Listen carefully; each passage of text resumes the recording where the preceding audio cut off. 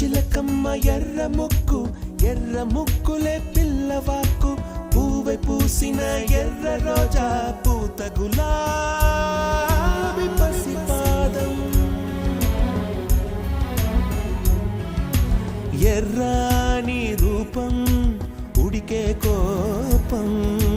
ఎర్రాని రూపం ఉడికే కోపం సంధ్యావర్ణ మంత్రాలు వింటే ఎర్రని పంట పాదమంటే కాంచనాల జిలుగు పచ్చ కొండ బంతి గోరంక